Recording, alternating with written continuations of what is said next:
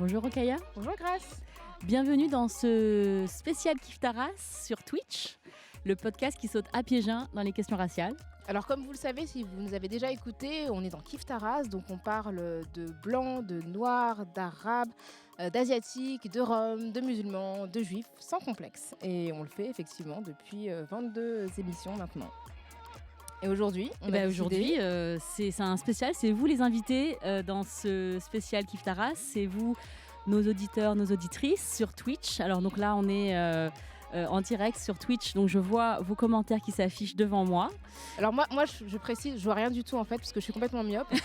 Donc Grace sera mes yeux. Si vous me voyez plisser comme ça, c'est que je fais une tentative, mais honnêtement je vois. C'est qu'elle veut vous draguer. Donc, merci d'être là, toutes et tous. Bonjour. Bonjour. Ouais. Ça fait trop plaisir. Il y a plein de bonjours là qui sont enchaînés. C'est trop cool. Merci d'être là. Et donc aujourd'hui, on va vous répondre. On va commencer par répondre à des questions qui nous sont parvenues tout au long de l'année. Déjà, on tient à présenter nos excuses aux personnes auxquelles on n'a pas répondu et à nos remerciements également parce qu'on reçoit vos messages tout au long de l'année. C'est vraiment, ça nous fait vraiment plaisir. On les lit tous. Voilà, avec attention, mais ouais. On répond pas toujours dans les temps. C'est aussi pour ça qu'on a décidé de vous rencontrer aujourd'hui de manière virtuelle, mais en direct. Et aussi, voilà, n'hésitez pas à nous poser vos questions ici sur l'écran qu'on peut voir. Salut, Fox92 Rad. Oh, il est mignon. Déjà, ouais, donc merci de nous écrire. Moi, je trouve que vous nous envoyez des super messages, généralement très longs. Donc, ça veut dire avec beaucoup de détails sur vos ressentis sur les émissions. Et un truc drôle, c'est que vous faites... nous, on a un petit rituel dans Kif Taras. Si vous nous écoutez, peut-être que vous le savez. C'est qu'on demande à nos invités de se situer sur le plan racial pour nous expliquer... pour nous dire d'où ils parlent, quelle est leur expérience. Et souvent, quand vous nous écrivez, vous faites ça. Vous nous dites, vous nous expliquez comment, voilà, vous décrivez, vous dites, voilà, mes parents sont de là, j'habite à tel endroit, et mon expérience de découverte du fait que je n'étais pas blanche, c'est ça.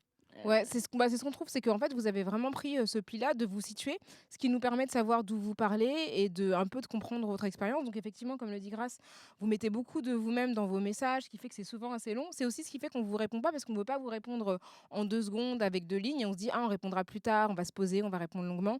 Et puis finalement, on n'a pas forcément eu l'occasion de le faire, mais c'est hyper touchant. Ouais. On les lit, ça nous nourrit, ça nous permet aussi de réfléchir à d'autres sujets, de compléter aussi quand il y a des incompréhensions. Donc c'est vraiment vraiment chouette. C'est hyper riche. Et aussi, moi je trouve que quand quelqu'un se situe, personnellement, ça donne déjà beaucoup de choses ça en dit plus sur comment la personne est. Ça plante vraiment le décor et il y a des personnes qui se définissent depuis très longtemps, c'est-à-dire qu'elles n'ont aucun problème à se dire, voilà, je suis noire, je suis asiatique, j'ai telle culture, etc. Et d'autres pour qui c'est plus difficile parce que c'est quelque chose qui ne leur est pas naturel, mais tout le monde est d'accord finalement sur le fait que c'est incontournable parce que nos sociétés sont traversées par ces questions raciales et que du coup on ne peut pas y échapper lorsqu'on est une personne racisée et même de plus en plus quand on est blanc aujourd'hui, on se rend compte de ça puisqu'on en parle beaucoup, on parle beaucoup de fait d'être blanc, de la blanchité, etc. Et que c'est quelque chose qui s'impose à nous et que voilà, le fait d'en parler, c'est quelque chose qui nous permet d'avoir cette discussion aujourd'hui. Voilà, merci beaucoup. On voit que les questions arrivent. Alors moi, je vois que des lignes floues.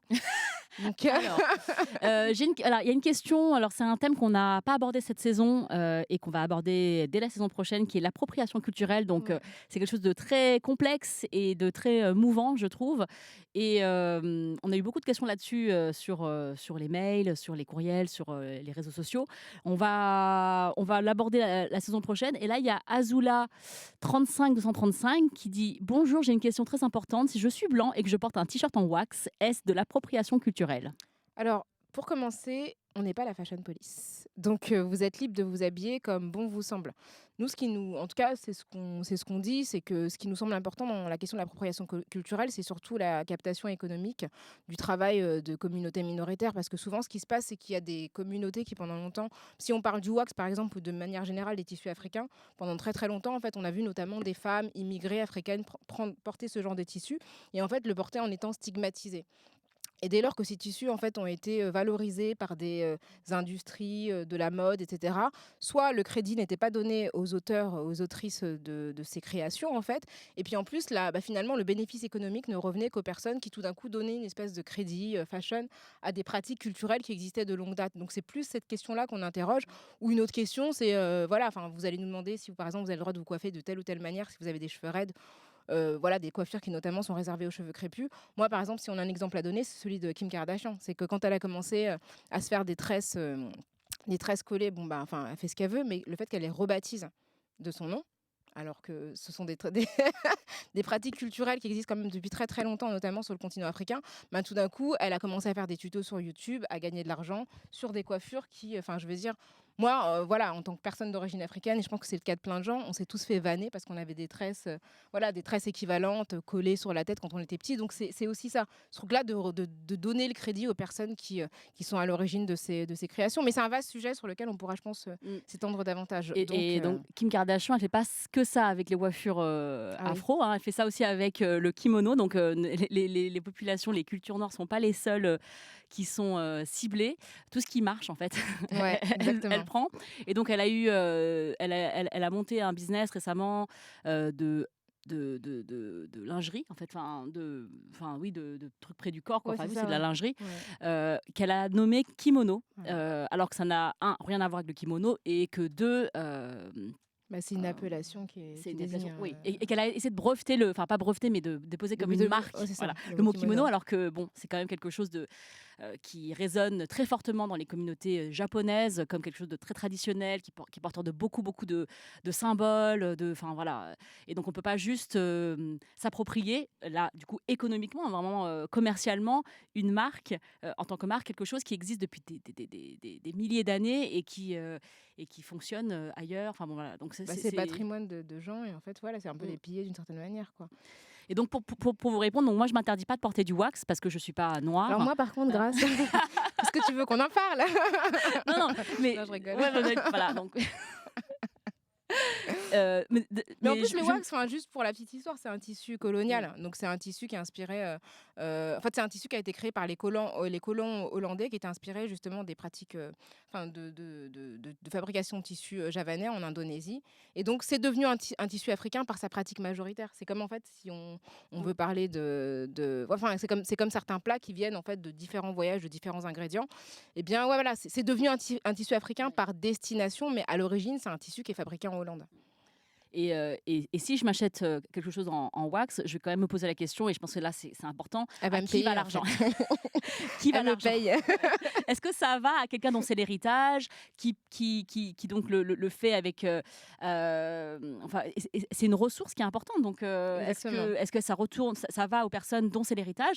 Je me pose cette question-là. Si c'est pour acheter un truc, où je sais que ça va aller dans un fonds de pension américain, je vais peut-être pas l'acheter à cet endroit-là. Enfin Et bon, en puis tout cas, c'est il des y a questions plein qu'on d'autres doit se tissus poser. africains en plus, donc Oui. voilà. Voilà Donc pour la voilà. question. Mais on fera un vrai sujet avec, enfin un sujet plus long, où on pourra vraiment explorer plein d'aspects de l'appropriation culturelle, parce que c'est un débat qui se fait de plus en plus. Puis après, l'autre question, c'est aussi les créateurs qui vont mettre en avant des cultures minoritaires, amérindiennes, etc., et qui vont faire défiler sur leur podium uniquement des mannequins blancs. Ah oui, Donc là, on est dans un ça y truc où est. on se dit, bon, faut pas déconner, quoi. Représentation. Voilà. Alors, il y a d'autres questions posées. Alors, pensez-vous. Alors, non, non, là, c'est J'ai vu parti. prise en charge psychologique, Ouais, mais après, c'est parti. la prise en charge psychologique. Donc, Des questions liées au racisme. ouais, la question des effets du racisme sur notre psychisme, Ouais. donc notre bien-être psychique. Donc ça, c'est évidemment très important, puisque je pense que Bah, c'est capital, ouais. Ouais, ouais. l'un des premiers effets que ça a, c'est que ça nous... Enfin, d'ailleurs, c'est le but du racisme, hein. Le racisme, c'est fait pour nous maintenir dans des situations où on ne se sent pas bien. Donc, on peut pas aller au maximum de notre potentiel en tant que Mhm. personne humaine. On ne peut pas travailler comme on veut, on ne peut pas s'habiller comme on veut, on ne peut pas vivre comme on veut. C'est ça le but du racisme. Donc forcément, le but est atteint quand on est affecté par ça. Et il faut combattre aussi ces effets-là. Mais c'est une super idée en fait de faire intervenir peut-être une personne qui soit psychologue et qui puisse nous parler des conséquences psychologiques parce qu'en fait c'est vrai que quand on demande aux gens de se positionner sur le plan racial, c'est pour dire aussi de quelle manière en fait la question raciale a pu affecter leur vie Mmh, parce qu'en mmh fait mh. la manière dont on aborde le monde et dont le monde nous appréhende en fait est complètement forgée par ce qu'on renvoie et la manière dont à quel groupe on appartient, etc. Et forcément ça affecte notre psychologie parce que ça veut dire qu'il y a plein de situations qu'on anticipe qui sont des situations de racisme, un regard, Mmh. des choses qu'on appréhende, les entretiens d'embauche, les recherches d'appartements, etc. Et forcément, ça conditionne la manière dont on se positionne dans le monde. Et ça peut effectivement, quand on subit une série de déconvenues, nous affecter. Donc ça veut dire comment on est pris en charge et puis comment les psys aussi sont capables de parler et de comprendre ces questions-là. Parce qu'en fait, moi, j'ai un Mmh problème mh. qui revient beaucoup dans mon comment dire? Dans mon entourage, en fait, souvent, les gens, quand ils cherchent des psys, ils ont peur d'avoir des psys qui comprennent rien au racisme. C'est-à-dire que des gens qui sont pas du tout soit, parce qu'ils sont pas en fait, qui ont l'impression soit qu'ils sont parano, soit et qui parce qu'ils sont pas capables d'identifier, en fait, les raisons de leur détresse. Mmh Donc mh. cette question-là d'avoir des psys qui sont eux-mêmes, en tout cas, qui comprennent le racisme, soit parce qu'ils l'ont vécu, soit parce qu'ils ont été sensibilisés, c'est une véritable question et ça, je pense que ça vaudrait le coup vraiment de faire venir quelqu'un pour en parler. Oui, et donc il y a des personnes, de mon entourage, moi, qui, choisissent de se confier, enfin d'être traitées par des personnes racisées, donc de faire appel à des personnes du corps médical, hein, de manière générale, pas seulement des psys, mais aussi, des docteurs, des personnes racisées pour, que cette question-là soit, évacuée. Bon, c'est pas forcément le cas. C'est pas parce qu'une personne est racisée que forcément, elle est, tout à fait au point sur ce point-là, mais je pense que ça peut être une manière d'aborder ce problème-là. Et ça se pose dans d'autres domaines. Moi, enfin, à titre perso, ma dermato, elle est noire. Enfin, tu vois? C'est des trucs Ah. bêtes, mais parce Mmh. qu'en fait, les gens pensent pas toujours qu'il y a certains produits qui peuvent te créer des taches sur la peau parce que Mmh. juste, en fait, tu pas voilà. Donc je préfère quand même être avec quelqu'un qui peut connaître, envisager les conséquences que peuvent avoir Bien sûr. l'administration de Ouais. certains médicaments, tu vois? Donc ça va très vite, en Ouais, fait. On ça a va vu des hyper questions, vite. je sais pas comment on peut revenir en arrière, mais Mmh. alors, désolée, c'est pas super joyeux comme question, mais on a fait chaque début d'émission, vous demander comment se situer au milieu de la race et pour moi, c'est très douloureux. Ah d'accord, précédente et c'était quoi la D'accord. question au-dessus? Bah, c'est la question de se situer. D'accord, OK, Ouais. OK, ça marche. Mmh. C'est pas une d'accord, c'est pas une question, juste un remerciement à Rokhaya pour être, je pense, la se oh, c'est bizarre de dire ça. Ouais. La seule personne Merci. non mahoraise que j'ai vue de ma vie à parler des problèmes de Mayotte dans les médias, quand le gouvernement nous traite comme des citoyens de seconde zone depuis des décennies. Cœur. Merci et merci de le rappeler, c'est important. Je pense qu'on va ça rappelle bon Mayotte, c'est le plus jeune département, français, donc une ancienne colonie. Je pense que ça serait important de parler justement de la France non hexagonale. Oui. Je pense que ça va être un justement, parce que la France est quand même le seul pays au monde qui soit présent sur 5 continents et à mon avis, parler de cette conception de la République éclatée sur, justement ces 5 Mmh continents, mh. ça peut valoir le coup et Mayotte, c'est vraiment un territoire qu'on connaît très, très peu, qui fait face à énormément de xénophobie contre des Comoriens, beaucoup de problèmes de sans-papiers aussi. Donc, merci de ce rappel et je pense que c'est un sujet qu'on pourra aborder Ouais. la saison prochaine. Alors, que pensez-vous d'une mise en place de statistiques ethniques? J'ai l'impression que c'est vraiment quelque chose qui obligerait à ne plus ignorer les questions raciales et leur impact. C'est une question de OHB_78. Écoute, moi je pense personnellement, qu'il faut des mesures concrètes pour faire face au racisme et donc j'ai déjà lu quelque part, je ne vais pas trouver la personne qui a dit ça, mais ce qu'on ne compte pas finit par ne plus compter. C'est-à-dire qu'il faut compter les choses pour pouvoir prendre des mesures, pour pouvoir déjà savoir l'ampleur du phénomène et ensuite pour pouvoir, y mettre, enfin, agir dessus. Donc les statistiques techniques, est-ce que c'est quelque chose qui peut aider? Moi, je pense que oui. Je pense que c'est une mesure qui peut, déjà, nous permettre de compter, voir où sont les problèmes et ensuite de savoir si les politiques marchent. Alors je dis pas que c'est la seule mesure qui peut être prise, mais on l'a jamais fait et le problème ne s'amoindrit pas. Donc est-ce qu'on peut penser à essayer des mesures qu'on n'a pas essayées en France? Ouais, moi, je suis assez d'accord. Après, c'est vrai qu'en France, on a une histoire particulière avec le fait de compter des gens en raison de leurs Ouais. origines. Donc, c'est vrai qu'il y a un gros traumatisme qui est lié à la Seconde Guerre Mmh. mondiale et au fait que la dernière fois que les personnes ont été référencées par rapport à notamment une appartenance religieuse enfin, supposée, ben, c'était dans un but vraiment d'oppression, d'extermination, etc. Donc, c'est vrai que les gens ont un gros malaise par rapport au fait que le gouvernement puisse avoir ce genre de données. Mais honnêtement, moi, je pense que sans ça, on peut pas vraiment, lutter contre le racisme si on n'a pas de données Mmh. objectives sur les groupes minoritaires et la manière dont ils vivent, quoi. Alors, il y a une question de Tea on Me. Est-ce que vous comptez faire un épisode sur le métissage? Je suis moi-même métisse et j'ai l'impression d'avoir eu le cul entre deux chaises, pas assez blanche, pas assez basanée. En échangeant avec d'autres métisses, peu importe quel métissage, j'ai vu que nos vécus étaient similaires et nos identités parfois difficiles. Alors, on a fait un épisode sur le métissage avec notre amie Samira Oui, Ibrahim, tout à fait. qui s'appelle Noir et Arabe. Donc, c'est un métissage. Il y a énormément de manières d'être métissée, hein, mais moi, je trouve que la manière dont elle a parlé du fait d'être noire et d'appartenir enfin, d'avoir être issue du monde arabe, c'était quelque chose de très intéressant puisque il y a des stéréotypes dans les deux, enfin, Absolument. voilà, dans toutes ces cultures-là, les unes contre les autres et c'était très intéressant. Donc je pense que le métissage, c'est très difficile d'apporter une réponse, globale à des parcours très individuels. D'ailleurs, dans une même fratrie, souvent, il y a des enfants qui ne vivent pas de la même manière leur Absolument. héritage. Donc mais oui, enfin moi, c'est un truc qui m'intéresse aussi, d'une manière générale. Je pense qu'on pourra faire d'autres épisodes sur comment surtout par rapport aux enfants. Comment Ouais. élever un enfant, qui est de 2 cultures. Et d'ailleurs, je voudrais dire par rapport à cette question, d'avoir le cul entre 2 chaises, je trouve qu'on dit souvent que d'avoir plusieurs cultures, c'est d'avoir le cul entre 2 chaises et je ne sais pas si c'est une bonne manière d'aborder la chose. Je trouve que puis déjà, on voit d'abord les différences avant de voir les ressemblances et je trouve que dans les cultures, il y a énormément de choses qui se ressemblent Mmh. et c'est vraiment quelque chose qu'on nous pose quand on est issu de plusieurs cultures. Est-ce que tu es plutôt chinoise ou tu es plutôt française, tu es plutôt cambodgienne? Et en fait, déjà, quand on pose la question, il y a un problème. C'est-à-dire que si on vous pose la question en vous disant est-ce que vous sentez plus ça ou ça? Alors que, au contraire, c'est qu'est-ce que dans toutes ces cultures fait que tu te sens qui tu es, qui t'aide et énormément de ressemblances dans toutes nos cultures, hein, parce que c'est parce que nous sommes tous humains Mmh. et que nos cultures reflètent donc le fait que nous sommes tous humains. Donc il y a des questions qui sont tout à fait convergentes et on parle très rarement de ces questions-là et on parle tout de suite des choses de comment tu fais pour faire le grand écart, alors qu'en fait, des fois, il n'y a pas d'écart, en fait, Mmh. tout simplement. Mmh. Moi, ce que je trouve aussi intéressant dans le métissage, c'est vraiment la manière dont on idéalise le métissage, hein. Tu vois, les gens qui disent: «Ah ouais, non, mais quand tout le monde sera métis, ce sera la fin du racisme». Alors qu'en vérité, les sociétés les plus métissées, c'est les sociétés esclavagistes, quoi. Donc ça montre bien que c'est pas du tout, le mélange, c'est pas forcément une recette vers le mieux. Donc je pense qu'aussi cette mythologie, du métissage qui serait forcément un bien, ça serait intéressant de la déconstruire avec des personnes qui sont concernées, qui pourraient nous raconter, que Ouais. peut-être c'est pas forcément, si évident, même si, évidemment, ça peut être un bon signe qu'il y ait une mixité dans les unions, mais voilà, quoi.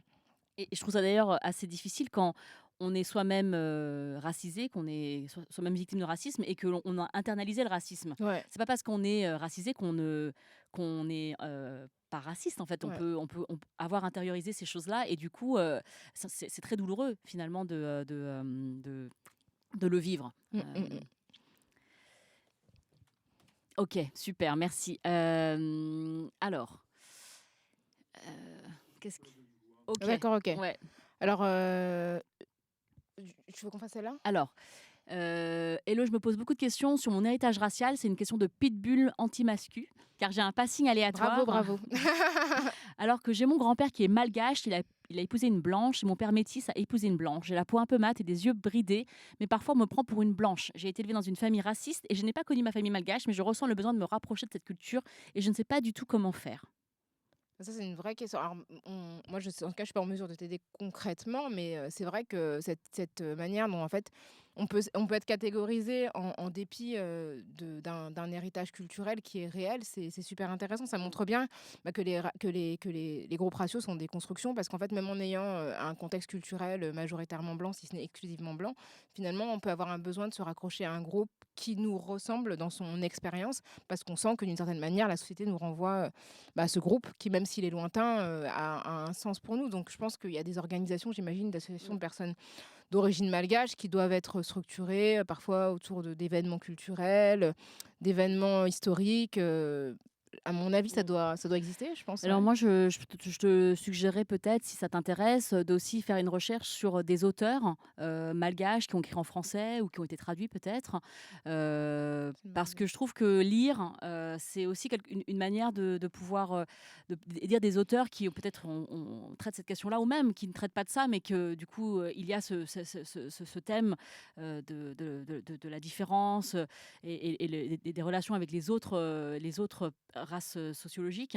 Je pense que c'est important voilà, Mmh. et donc tu peux commencer par là. C'est vrai que moi, je connais pas du tout d'auteurs malgaches. Et je voudrais dire aussi que, par rapport à l'expression les yeux bridés, je le dis pas par rapport à toi, mais par rapport à tout le monde. Moi, j'ai un vrai problème avec ce terme bridé, parce que je trouve que le mot bridé, c'est un mot qui a été créé pour désigner la forme des yeux en amande, enfin des yeux. Bon, déjà, tout le monde a des yeux allongés, hein. Je connais personne qui a des yeux ronds. Je pense que toi, tu as des yeux. Moi, je suis pas le meilleur Ouais, exemple parce que j'ai pas les yeux les plus ronds. ouais, c'est ça. Mais en tout cas, je Oui, trouve ouais, en fait, on parle de bridé pour les personnes asiatiques, ouais.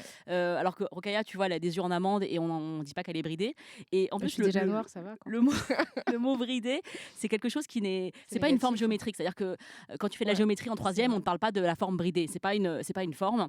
Et donc, le bridage, c'est quelque chose de très négatif. Il y a une connotation, de limitation, et moi, j'aime pas, en fait, qu'on utilise ce mot-là pour les yeux, des personnes asiatiques d'une manière générale, et même, enfin, je veux dire, C'est des vrai. personnes qui vivent dans d'autres pays qui ont les yeux de cette forme-là, plus étirés que d'autres. Et je trouve que c'est un mot qu'on devrait utiliser de moins en moins pour désigner ça. Et en plus, il y a des gens qui se sentent obligés de questionner la forme de mes yeux, c'est-à-dire de se dire: «Ah, mais ils sont plus petits, ils sont plus comme ça».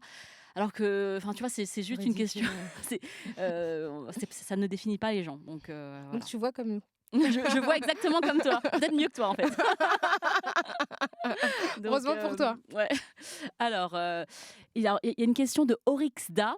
Que pensez-vous de l'histoire de France, du révisionnisme palpable, l'absence de communauté et des personnes racisées qu'elles peuvent orienter sur une autre histoire de France intégrant toutes les communautés? Donc en fait, la Alors, question, c'est comment on nous raconte l'histoire de France, je pense, ouais. Mmh, mmh, mmh. ben, pff, C'est une comment vaste dire? question, hein, C'est une ouais. vaste question, bah, c'est une question qui commence par les manuels scolaires, quoi, Ouais. les choix qui sont faits, enfin, je pense que moi, j'ai l'impression quand même que dans l'enseignement de l'histoire, on met beaucoup de temps enfin, on met beaucoup l'accent sur la décolonisation, Mmh, mais que la présence coloniale est pas vraiment détaillée, quoi. C'est qu'on mmh. sait très bien comment la France est partie des différentes colonies, d'Indochine, Ouais. d'Algérie, comment le pacte qui s'est noué entre les pays d'Afrique subsaharienne. On sait déjà moins les Comores, dans les années 70, je trouve qu'on n'en parle pas Mmh mh. trop. La départementalisation des outre-mer, c'est un peu flou, et cetera. Mais je trouve que l'arrivée des Ouais. colons, ça, c'est un grand flou. Ah bah, de toute façon, moi, je me rappelle quand ma fille était en CE2 ou en CE1, quand elle est revenue avec, son cours, de photocopié de La découverte de l'Amérique par Christophe Colomb. Déjà, on a eu un grand moment de discussion avec ma fille, et je lui dis: «Tu vois, ce mot découverte, c'est un vrai problème». Mais je l'aurais pas ressenti comme ça si j'avais pas déjà vu Lilian Thuram en parler, si Mmh. j'avais pas vu, énormément de vidéos et de personnes, amérindiennes, qui avaient dénoncé cette vision, de l'histoire. C'est-à-dire que c'est sûr que si tu penses que Christophe Colomb a découvert l'Amérique de la même manière que, on découvre un trésor caché, sur une île déserte, c'est un vrai problème. Mmh. Et donc ce récit national et international d'ailleurs, hein, celui-là, mais enfin, en tout cas, il y a une question, l'histoire, géographie, de l'éducation nationale, qui est validée par, nos gouvernements successifs. Il y a un agenda politique, c'est-à-dire que les gens, on enseigne quelque chose, heu, à nos enfants, pour, façonner le monde de demain. Donc il faut questionner ça, nous, en tant que parents, enfin, moi, là, je parle par l'éducation nationale, mais aussi tout au long de notre vie ensuite, puisque, on a tous été servis, avec cette soupe de la découverte de Christophe Colomb, Mmh. en 492. Je pense que, maintenant, c'est à nous de faire ce travail-là, et de soutenir les personnes qui font aussi ce travail-là à tous les niveaux, hein. Oui, c'est ça. Et puis vraiment une conception du monde un peu plus complexe, parce que c'est ce que disait, bah, tu citais Lilian Thuram, mais lui, il disait que la première fois qu'il a vu des Noirs dans son cours d'histoire, c'était dans le cadre de l'esclavage, quoi. Et en fait, on a l'impression que ce soit le continent africain ou les personnes noires qui n'avaient pas d'existence, en fait, avant de rencontrer les Blancs. Mmh. Alors qu'il y avait une Afrique précoloniale, impériale. Enfin, il y a toute une histoire comme ça qui n'est pas forcément tout simplement enseigner, quoi. Et puis après, moi, ce que je trouve qui manque et peut-être dont on devrait parler, on n'a pas forcément, eu le temps de l'évoquer en tant que tel, mais c'est vraiment l'esclavage français. Je Mmh. trouve que vraiment l'imaginaire qu'on a autour de l'esclavage, c'est un imaginaire hyper américain. Mmh. Tu vois? On connaît Autant n'emporte le vent, enfin, Oui, Amistad, tu ouais, vois? ouais, ouais, Vraiment les trucs américains, mais nos références, enfin, tu vois? complètement. La Guadeloupe, Mmh, la mmh, mmh. Réunion, la Guyane, on n'a pas trop d'images en Non, tête de c'est comment vrai, moi c'était, quoi. Ouais. je suis incapable de dire, Ouais, c'est pas du tout, dans notre ouais, imaginaire collectif, quoi. ouais, hyper Donc important. Très bonne, idée de thème pour, la saison 2. mmh. Il y a une question de Azula35235. Que pensez-vous du hashtag pas nos beurettes? Ah bah, super cool. Ouais. Bah, c'est un hashtag qui a surgi, lorsque le site, comment s'appelle ce site? X Hamster. Ouais, c'est ça, Ouais. voilà, a fait les stats, des recherches clés, qui ont été, donc c'est un site porno. Pornographique, ouais. Voilà, les recherches clés qui ont eu le plus de hits, le jour De du 14 14 juillet, juillet. voilà, le 14 juillet. Alors que Et faisons-nous le voilà, c'est ça. 14 Que juillet? font les Français le 14 juillet? Et bah, apparemment, ils cherchent des vidéos, porno avec ce qu'ils appellent des beurettes. Donc le beurette, c'était top hit. Moi, j'avoue que je suis encore interloquée. Le dernier truc, c'était quand même Japanese Mom. Ah ouais, Tu vois? Japanese Ouais, mom. c'est ça. Donc c'est Ah! hyper précis. Tu vois? Genre maman japonaise, tu te dis: «Mais il y a des gens quand même qui ont vraiment des catégories». Non, mais c'est hyper pointu quand même, Alors tu vois? et avant ça, ils ont fait un recensement, enfin, ils ont fait un espèce de sondage auprès de leurs, utilisateurs, je pense masculins, Ah oui, et sur, la femme idéale, et c'était une femme, eurasienne, bisexuelle, pas avec trop féministe, c'est ça, avec les yeux bleus et les cheveux longs. et elle s'appelait timide, elle s'appelait shy. Donc c'était important parce que bon. Et du coup, voilà, suite à enfin voilà, à la révélation du fait que la première recherche c'était beurette, il y a des filles, d'origine nord-africaine qui ont décidé de faire le hashtag pas vos beurettes pour dire justement qu'elles n'étaient pas des objets de fétichisation et ça a hyper bien marché, c'était hyper Mmh intéressant. mh. Mais après, ce que je trouve intéressant aussi de souligner, c'est que tous les utilisateurs de sites porno sont pas tous des personnes blanches. Donc c'est important aussi de rappeler que parmi les gens qui recherchent, il y a sans doute, des personnes, des hommes, hétérosexuels blancs, mais il y a aussi peut-être des personnes d'origine maghrébine ou issues d'autres minorités. Mmh Donc mh. interroger aussi ce fantasme Oui. collectif, voilà. C'est collectif, c'est-à-dire que, enfin, pour moi, la pornographie n'est pas isolée de notre monde. C'est-à-dire qu'au Exactement. contraire, je pense que les gens derrière leur écran, et surtout pour une recherche pornographique, ils se sentent complètement dédouanés de toute morale et de tout politiquement correct, comme on dit, et que ce n'est pas quelque chose qui est isolé de nous, mais au contraire, c'est peut-être boosté, quoi. Enfin, Mmh. oui, il y a du racisme dans la pornographie, comme il y a du racisme dans notre société. Donc D'accord, ouais, de la fétichisation. c'est pas le fait que de la pornographie, hein, D'ailleurs, on ouais. vous renvoie à l'épisode 3 de Kif Taras Oui. qu'on avait fait avec Faiza Again sur justement la fétichisation des corps, non blancs. Alors, il y a une question de, Go Patatrak. Pour une émission autour de l'adoption d'enfants issus d'autres cultures. Alors, c'est une super C'est une super question, question. un super Bah, je pense que dossier. l'invitée toute désignée, ce serait Amandine Bah, Gay, quoi. Voilà, ouais. elle est en train de préparer un documentaire et un livre sur la question de l'adoption, Mmh mh. transraciale. Je ne sais pas si c'est spécifiquement sur l'adoption transraciale ou sur l'adoption, que va porter son livre, mais voilà, c'est une personne qui a été adoptée, Mmh. qui est noire, qui a des parents blancs et qui a vraiment un regard très critique et très politique de la signification de l'adoption, Ouais. donc je pense qu'il y a vraiment effectivement un sujet sur, C'est cette très question-là. Ouais. intéressant, notamment, à la fois national et international, parce qu'il y a énormément de, aussi, par exemple, si je parle des personnes asiatiques, il y a beaucoup de personnes asiatiques adoptées, par exemple de Corée du Sud, mais pas que.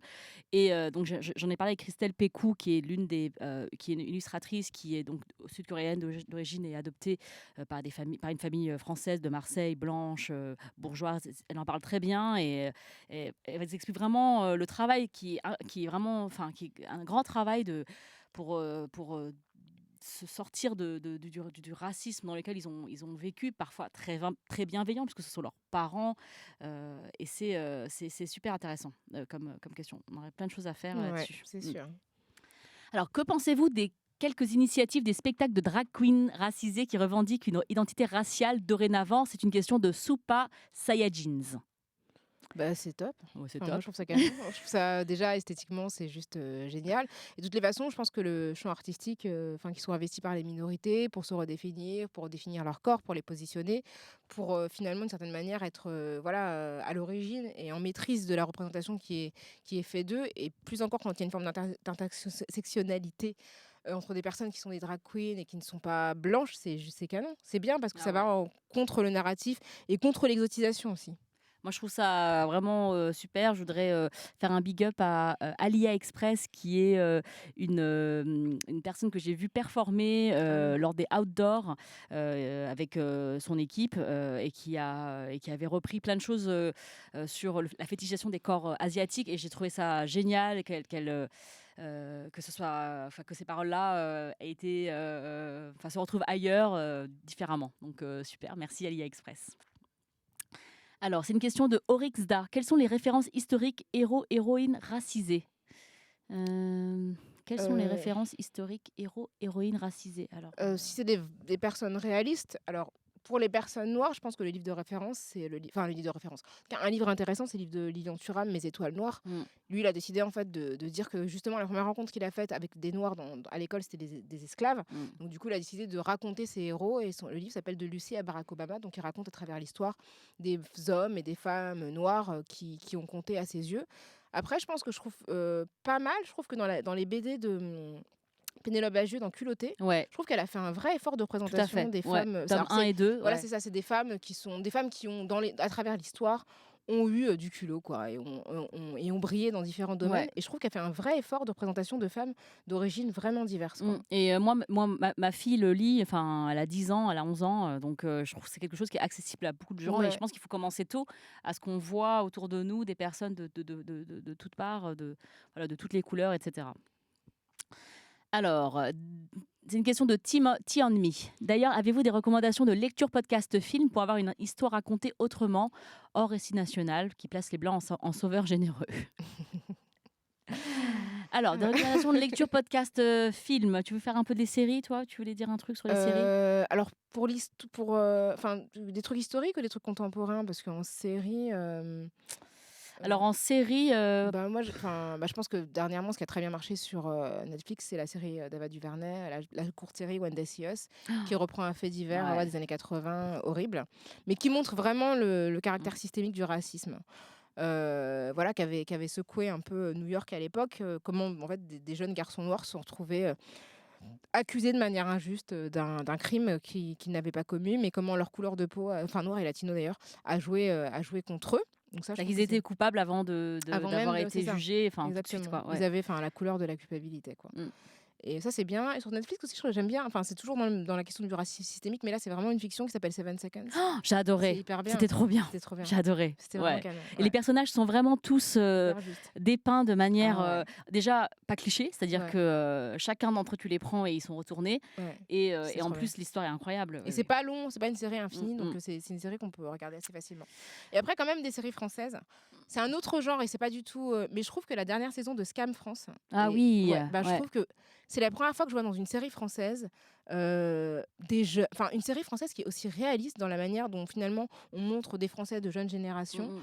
C'est la première fois, je pense, qu'une série française met personnage principal une jeune fille musulmane qui porte un hijab. Ah ouais, et les Et textes. qui est une trop ado, bien. voilà, qui a ses questions d'ado, qui est amoureuse, qui partage entre les valeurs de sa famille, ses aspirations scolaires, personnelles et tout. Et je trouve que c'est vraiment pas mal. Déjà, la 3 était bien, qui était plus sur un personnage qui était homosexuel.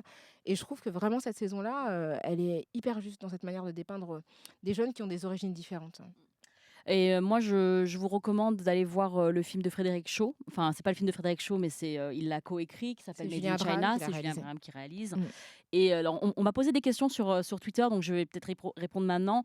C'est que moi, je soutiens ce film parce que c'est un comédien d'origine asiatique qui l'a coécrit et qui est premier rôle en fait de ce film. Et c'est la première fois que ça arrive et c'est important. Je pense que c'est une pierre dans l'édifice pour nos générations futures. Ensuite, évidemment, c'est un film de comédie classique, donc il a tous les ressorts classiques de la comédie. Donc, si vous n'aimez pas la comédie, c'est pas parce que vous allez voir ce film-là que vous allez aimer, juste parce qu'il y a un Asiate à l'affiche.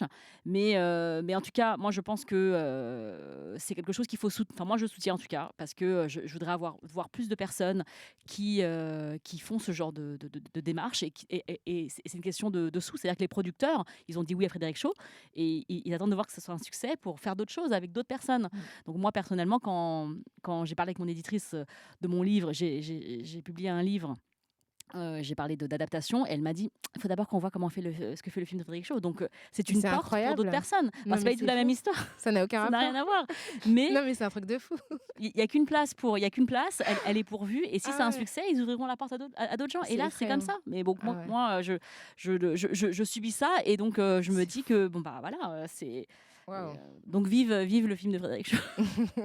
Qu'il fasse plein de sous, qu'il fasse Ouais. plein de sous. Et après, il y a des documentaires qui sont pas mal. Je pense aux Routes de l'esclavage, qui était réalisé, qui est une longue série documentaire sur l'esclavage, sur le racisme, l'histoire du racisme anti-noir, qui a été réalisée par Fanny Glissant Ah oui. pour Arte, Ouais. qui est vraiment bien. Vraiment bien. Mais après, il y a plein de choses. Il y a Mais plein de choses, ouais, il y ouais, a pas mal de bouquins. Enfin, des bouquins dont on a parlé cette année. Mais il y a plein de choses, de plus en plus de choses mmh. et qui vont paraître aussi l'an prochain. Mmh. Alors, il y a un témoignage de Koda Fan Delori. Je suis d'origine arabe, vécu dans une famille d'accueil blanche qui a adopté un garçon noir. On a été élevés de façon égalitaire, donc j'avais zéro notion des soucis de racisme, tous les humains égaux, etc. Jusqu'à ce que j'y sois confrontée envers moi ou d'autres, et j'étais tombée de très haut. Je crois que j'ai pas fini de tomber quand je vois des témoignages, etc. Ça me touche énormément, ça me donne envie d'aider, même si avec mon white passing, j'ai pas subi beaucoup de racisme. Bah, merci pour ce témoignage. Enfin, je sais pas si on a vocation à répondre, Bah non, mais mais je pense que c'est ouais, non, non, c'est cool, c'est enfin, super c'est intéressant, super ouais. intéressant. Bah oui, évidemment, quand on découvre le racisme et moi, c'est ce que ça me fait quand je regarde des films, par exemple, sur les personnes noires aux États-Unis ou en France, hein, et je me dis: «Mais ils sont hyper» enfin, c'est quand même d'une violence incroyable. Évidemment que j'ai pas subi ça et que, j'ai subi d'autres choses, mais pas du tout de cet ordre-là, de cette, ampleur-là et ça me rend, ça moi, j'ai pas pu regarder, en fait, When They See Us. Ouais, non, mais Parce que moi ça me j'aime fait c'est trop mal. En fait, je c'est me dis: «Mais horrible, en c'est fait, ouais. horrible» et Ouais, c'était il y a 20 ans ou enfin, je sais pas, il y a 30 très ans. peu de 30 ans Ouais, et je me dis: «C'est encore le cas aujourd'hui». c'est horrible. Ça n'a pas changé, en fait. Il faut se dire que ça n'a pas changé et que dans des quartiers certains quartiers, ça existe encore et d'ailleurs, il Et y a des gens qui se battent pour ça. d'ailleurs, il y a une marche, pour Adama Traoré, samedi à Beaumont-sur-Oise à 14h30, donc ça existe aussi en France. Alors Adama Traoré, c'est toujours une affaire en cours, mais voilà, c'est un jeune homme qui est mort en 2016 et je pense que c'est important de soutenir sa famille. Alors, il y a encore une question de Orexida. Nous fantasmons tous sur quelque chose, des types, des corps. Cela fait-il de nous des personnes bizarres? Bah, je pense qu'en fait, déjà, quand on se place sur le terrain moral, je pense que déjà on est à côté du ciel dans le sens où Mmh. c'est pas parce qu'on a des préjugés, qu'ils soient sexistes, racistes, homophobes, que nous en tant que personne en fait on est moralement critiquable. La vraie question c'est pas de se dire qu'on n'a pas de préjugés parce qu'on a forcément des préjugés puisqu'on vit Oui. dans un environnement qui nous imprègne Mmh. quotidiennement de ces préjugés-là. Mais pour moi la question c'est de Mmh. savoir les questionner, savoir se remettre en question. Et évidemment qu'on a forcément des fantasmes, mais nos fantasmes ils sont nourris de sexisme. Par exemple, le nombre de filles qui préfèrent, enfin les filles hétérosexuelles qui préfèrent avoir un compagnon plus grand qu'elles, c'est pas des goûts individuels. En réalité, quand on voit la manière dont ça se reproduit, on voit bien que c'est une conception qu'on a du binôme femme-homme qui est liée, voilà, à l'idée que l'homme est protecteur, etc., etc. Eh bien, je pense que évidemment, on a des préférences, mais elles sont alimentées par tout ce que la société associe à certains groupes raciaux. Donc, c'est pas grave de les avoir en soi, mais c'est important de savoir les questionner, de savoir se mettre, enfin, Mmh. juste avoir un peu de distance. Après, Oui. ça veut pas dire que on va changer nos goûts juste pour être woke et se dire qu'on est politiquement complètement extrait du contexte dans lequel on vit, quoi. Ah oui et puis je trouve que l'exemple que tu as pris est très bon, c'est-à-dire que, l'idée c'est pas d'interdire à toutes les femmes de sortir avec un homme plus grand. Juste parce que, la virilité n'est pas représentée par la taille de l'homme, la taille, physique, c'est pas du tout représentatif. Mais par contre, c'est de questionner pourquoi est-ce que les hommes plus grands auraient plus de succès auprès des femmes Mm. et que, un homme qui serait plus petit en termes de taille, il aurait moins de hits sur Tinder ou et cetera. Donc l'idée c'est pas il y a pas d'interdiction, il y a pas de police des fantasmes. D'ailleurs, ce serait pas nous qui ferions ça parce que Franchement, comment on ouais. pourrait voilà, c'est pas du tout l'idée de dire, «On vous interdit de sortir avec des asiatiques ou avec des noirs si vous êtes pas asiatique, si vous êtes pas noir», si c'est pas du tout ça Ça, l'idée en entre fait. ça et le t-shirt en wax, Non ça mais ferait quand même du boulot, quoi. non mais c'est ça, on n'a pas le temps de faire ça. Mais l'idée, c'est de savoir pourquoi est-ce que si tu es attiré par des Asiatiques parce que tu penses qu'elles sont dociles, qu'elles sont douces, qu'elles ont un vagin serré, ça, c'est un vrai souci.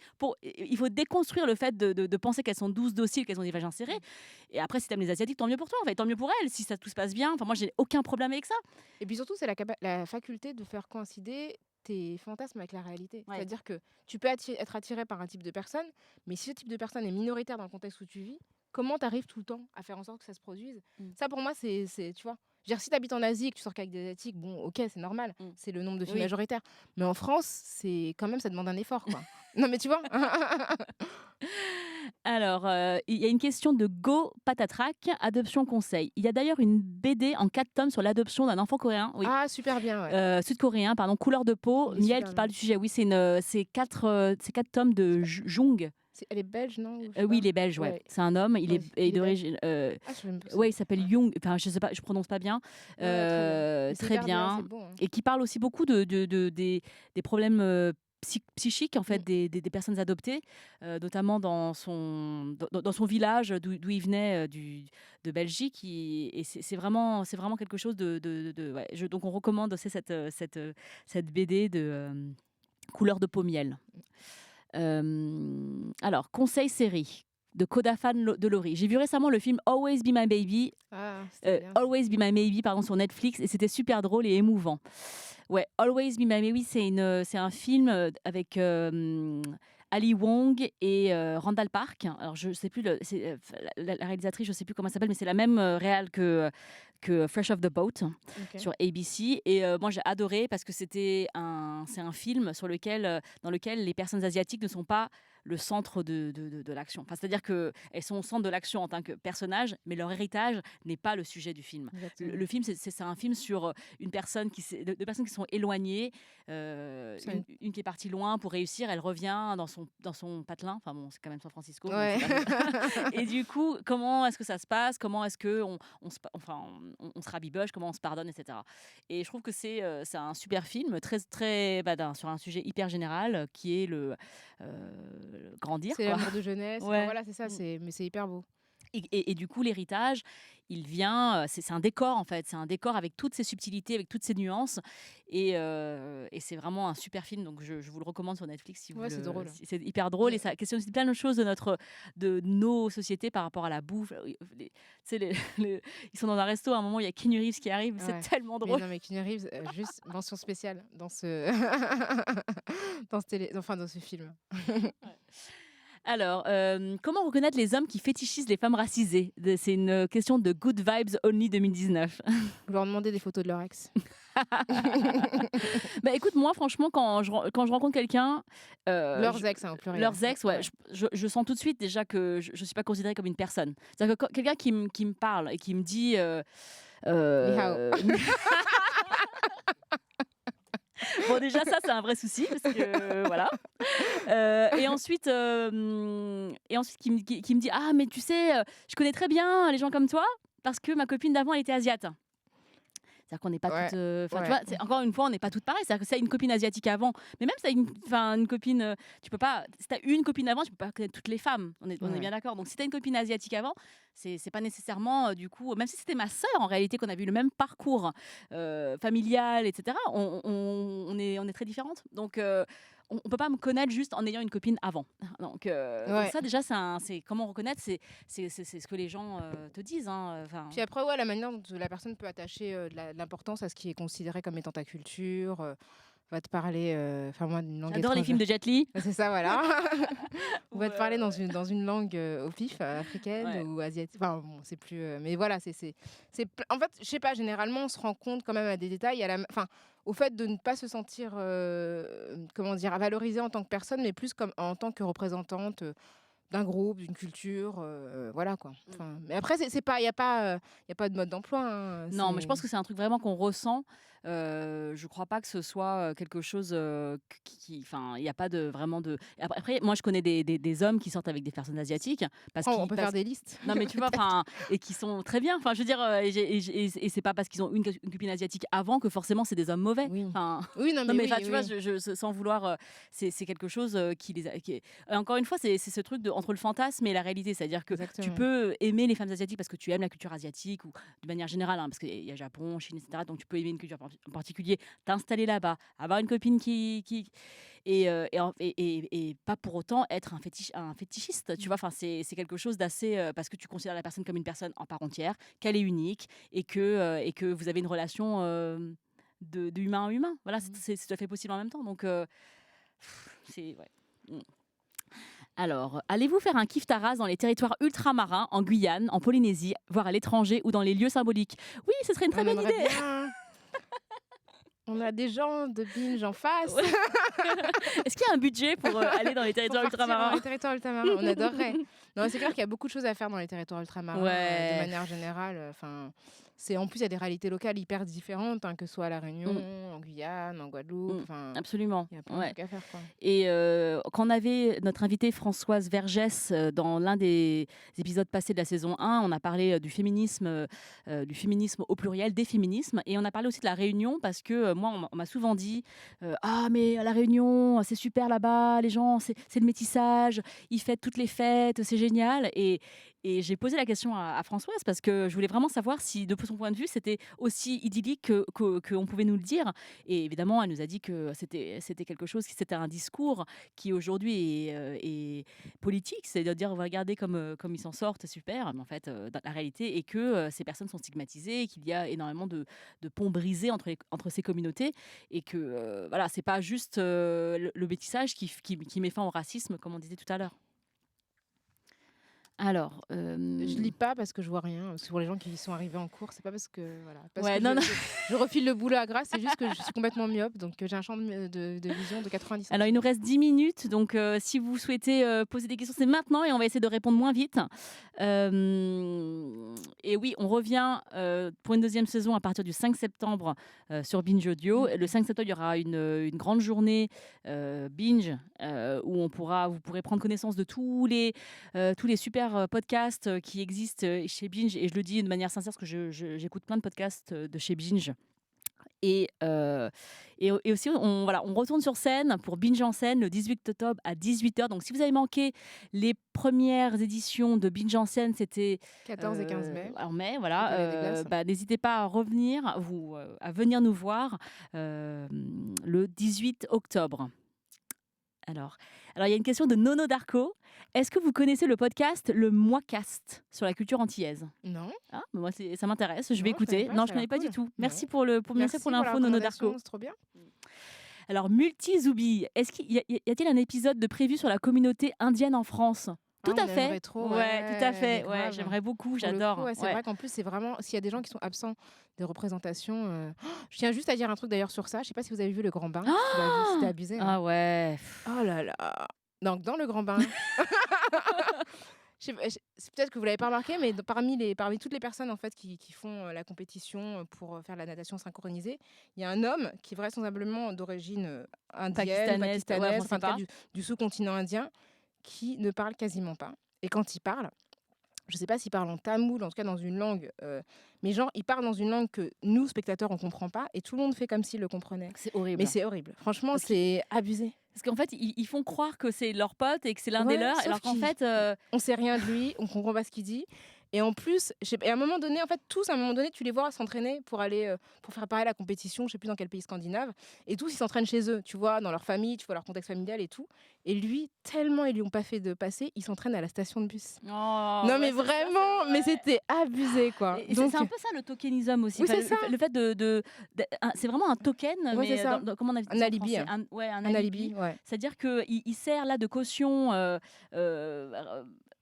multiculturelle. Enfin, je sais pas, c'est genre le mec pas blanc. Et Mais je veux dire, il serait il pas est là. complètement invisible. Mais C'est-à-dire c'est qu'il ça. parle pas, il a aucune histoire. Ouais, pas de passé, Euh, pas de famille. Genre, ils sont rien. tous bilingues tamoul, quoi, dans l'histoire. Enfin, bon, Oh alors que mon tu sais que Dieu. c'est pas possible. Mais Enfin, c'est bon, clair, bref, hein. voilà. C'est une question de Arca91. Que pensez-vous de la gestion de l'information par les médias de la Cannes 2019 et des festivités qui sont liées, ainsi que de la récupération de cet événement par l'extrême droite? Alors, le match, la finale, Ouais. c'est... Moi, ce qui m'a fait rigoler, c'est je sais plus qui de Bientôt. l'extrême droite là, qui a dit c'est quand il y avait le match Algérie-Nigeria, ouais. qu'il était pour le Nigeria. Mais le gars, le gars, il est tellement raciste, tellement anti-algérien qu'il disait oui, non, mais j'espère que le Nigeria va gagner parce que sinon les Algériens. Ou ils la vont tout personne qui casser a et tout. dit que le 14 juillet avait été kidnappé par les Algériens. C'est Brigitte Bardot, je crois. Ah oui, Ah, c'était trop drôle. Bah, qu'est-ce que. Bah, c'est dommage en fait qu'on parle de la CAN que de cette manière-là, quoi, parce que pour le coup, enfin je sais pas, il y a plein de gens qui sont d'ascendance africaine en France et qui étaient intéressés, par, les compétitions de leur pays d'origine et Mmh du mh. coup, c'est dommage que le seul prisme, de traitement de cette actualité, ce soit Que ce soit la le racisme. ouais, c'est C'est ça et ça. puis voilà, les éventuels débordements et cetera, quoi. Parce Mais que c'est bon, une célébration, exactement, qui va être chouette. c'est Enfin clair. qui oui, Surtout si le c'est Sénégal bientôt là. gagne. Ouais, regarde là. Alors alors il y a une question, très large, qui s'appelle qui comment gérer le racisme ordinaire? Je suis dans un labo de recherche exclusivement blanc. Je me prends des remarques de racisme gentil parce que je suis la seule arabe, mais je ne sais pas trop comment réagir. C'est une question de tea on me. Ouais, c'est difficile, hein? Ouais, c'est pas évident parce que Mmh. le but, c'est pas non plus de se mettre en danger, Non, pas du tout, donc il faut que et tu gardes de ton passer taf. c'est ça, voilà. Il y a des Garde ton questions taf. de garder son Ouais. taf, les questions de se pas retrouver dans un contexte où, en fait, les gens se mettent dans une position hostile. Donc je pense qu'il faut le faire faut trouver un moyen, en fait, de le faire remarquer, peut-être identifier éventuellement parmi les collègues d'éventuels alliés qui puissent, voilà, à la fois, enfin, remarquer, ce qui se produit et peut-être, vous appuyer Mmh. si, voilà, si vous avez Mmh. envie de protester. Ouais. Ou sinon simplement reproduire, je ne sais pas quelles sont les remarques qu'on vous fait, mais vous les reproduisez Mmh. en répondant de la même manière à des personnes, Mmh. par rapport à leur région, d'origine, si c'est des régions Mmh. françaises et cetera, pour souligner un petit peu le ridicule Mmh. de certaines remarques, quoi. Moi, je pense que ce qui est important dans le taf, c'est que, vous soyez, jugés en fonction de vos compétences et que votre avancement, il soit en fonction de vos de comment vous travaillez, en fait. C'est parce que le taf, c'est ça, en fait, c'est que c'est censé être de la méritocratie. C'est-à-dire que donc vous travaillez bien et on vous donne des responsabilités et vous progressez dans votre échelle, salariale et dans votre voilà, et si c'est pas le cas et si le racisme freine votre progression et dans votre travail, bah, c'est là qu'il faut que vous puissiez vous défendre et de pouvoir obtenir voilà ce qui vous est dû. Et bah, je vous conseille du coup l'écoute de notre épisode sur comment survivre au taf Ouais, avec Marie exactement. Da Silva de la saison 1. Je pense que en plus Marie Da Silva, c'est quelqu'un qui est coach, donc elle peut soutenir individuellement des personnes qui sont dans ces situations-là. Donc voilà, je ne sais pas si c'est dans vos cordes ou dans vos moyens, mais Et c'est bien aussi de se faire aider quand on est ouais. dans ces situations-là aussi. D'ailleurs, il y a Mm. quelqu'un qui s'appelle, Corbac, qui conseille justement, Napili Kayo, sur Twitter, Voilà. pour, le racisme au travail. Donc c'est voilà, Mm. effectivement, on est Ah, raccord là-dessus. alors il y a une question de décolonisons-nous et j'aime beaucoup ce compte sur Ouais Insta, donc salut. et merci de nous relayer à chaque Ouais. fois. Merci beaucoup. Est-ce que les blagues perpétuant le racisme ordinaire provenant de personnes publiques connues pour être gage de diversité, d'ouverture ou de pro-multiculture, entre guillemets, doivent être dénoncées? Ou doit-on tolérer parce que c'est se tirer une balle dans le pied étant identifié du même camp? Ça, c'est C'est une une très bonne bonne question. question. Il nous reste que 3 minutes, donc on va rester là-dessus. Moi, Bah, disons que c'est compliqué, est-ce que, parce que des fois il y a des vannes qu'on peut se faire entre personnes de la même origine ou entre groupes minorés qui sont pas malveillantes et la question c'est toujours est-ce qu'on rit de soi? Est-ce qu'on s'humilie? Ou est-ce qu'on rit avec une forme de complicité où on est dans un rapport dynamique d'égalité, mm, quoi? mm, mm. Donc est-ce qu'on participe finalement à faire en sorte que les majoritaires continuent à se moquer de nous et à nous humilier d'une certaine manière, en tout cas à nous minorer? Ou est-ce qu'on est dans quelque chose où au contraire on reprend un stigmate, on le retourne et on en fait quelque chose de fort? Donc ça, Mm. c'est là-dessus on doit juger, quoi. Ouais, moi je trouve il y a un vrai exercice d'équilibre là parce que en même temps on ne lave pas le linge sale en public parce qu'on a beaucoup trop de choses à faire pour perdre notre temps à venir faire ça. Mais en même temps, il y a des choses qui ne peuvent pas être tolérées, même si elles proviennent de personnes du même bord, entre guillemets. C'est-à-dire, mais quel bord, en fait? Enfin, là, c'est la Mmh. question. C'est qu'on n'est plus du même bord. Si tu es en train de me mettre la tête sous l'eau, on n'est plus du tout du même bord. Donc, après, il y a une question de moyens. Et donc, je pense que ce truc de l'humour, comment faire la différence entre l'autodérision Et l'aliénation, quoi. et la moquerie. Enfin, Ouais. ouais, voilà. Ouais. C'est des questions qu'on nous a posées aussi par courriel. C'est hyper compliqué parce que tout dépend de qui le dit, de comment on le dit, tout est fonction du contexte finalement. Et de Euh, qui rit aussi, enfin qui et ça de fait qui rire, rit, quoi. qu'est-ce que ça perpétue comme image. Moi, voilà, c'est vrai que c'est très difficile de répondre de manière générale.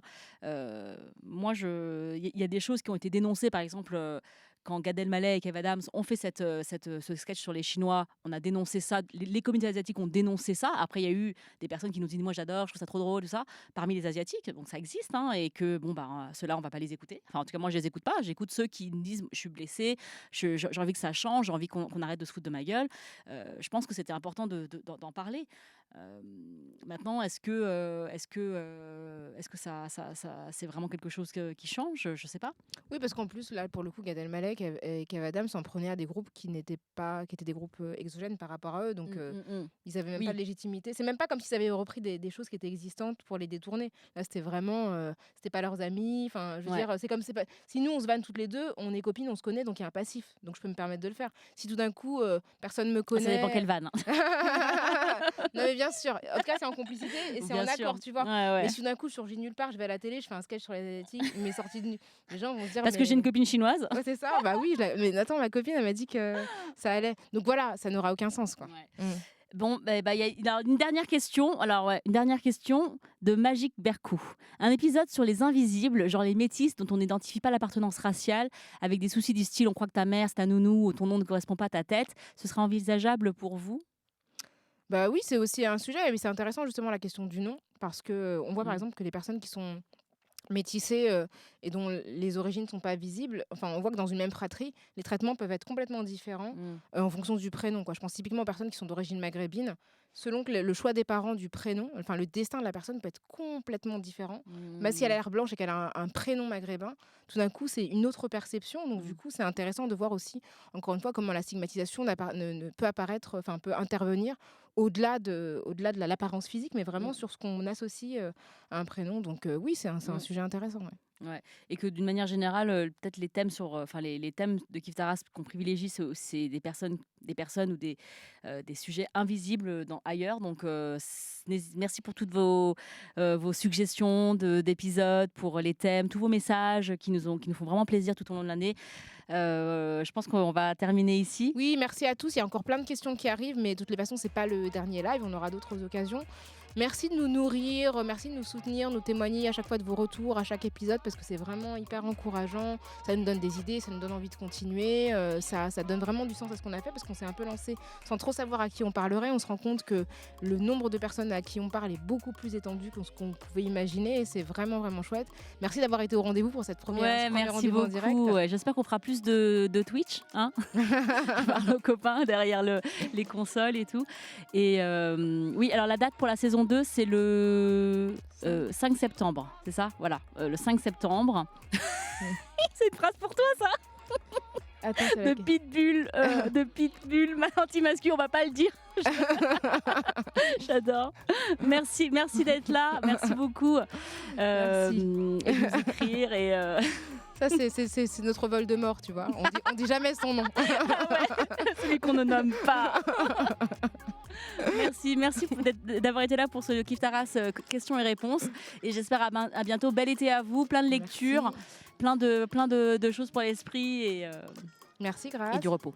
Merci Rukaya. À bientôt, bon été.